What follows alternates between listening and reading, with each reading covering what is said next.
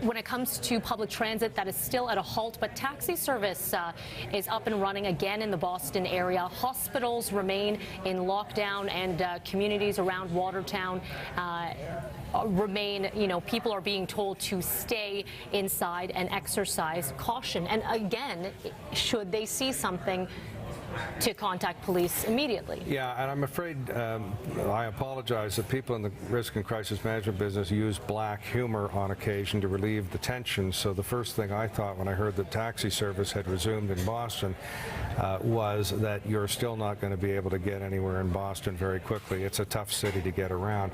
On a more serious note, the fact that they have the vehicle is great, because there could be DNA, there could be hair fragments, there could be fragments of, it's like, CSI stuff that could lead police to an accomplice. Most of the time, if you have to guess, there is an accomplice, because to get material, unless the suspects bought everything themselves, if you're smart, and very often they aren't, but if you're smart, other people buy some of the material, numerous people take it to one location, assemble it in a location, somebody else takes it to the place you're going to detonate it. So there may be other shoes to drop on this. And of course, we're seeing 9,000 officers surrounding this area, and of course, we are still following social media, which, as we've discussed, has its pros and its cons. But so much to watch, and of course, we are still waiting for that press conference to come live, and it will be interesting to see what is released out of this. It's often that we hear more information before it becomes public. Boston Police, Jahar's name wasn't tweeted by Boston Police, I'm going to say, at least half an hour after it was on every major outlet, because we had that name and we were waiting to go with it, and then Boston Police confirmed it.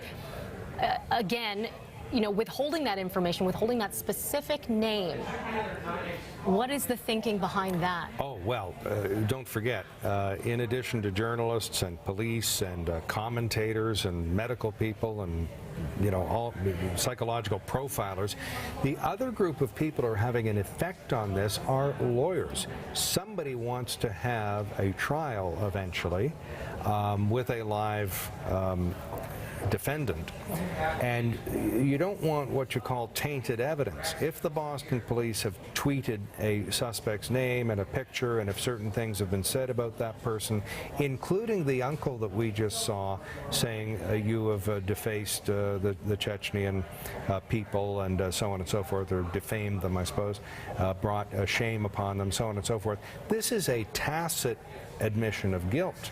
This is the uncle of the person saying, I think he did this. Now, the courts have sometimes said, well, for example, Richard Nixon, the President of the United States, when Charles Manson, the mass murderer, had been arrested, he said that he thought Nixon was, Manson was guilty. Well, this tainted the trial, but the trial proceeded, and a guilty verdict was rendered. So you sequester juries, you move the trial to another location, but the police have in their minds, they want decent. And that's another reason to, be circumspect about what the uncle says. Okay, Alan, we do have a clip in-house. If I could just talk to our control room.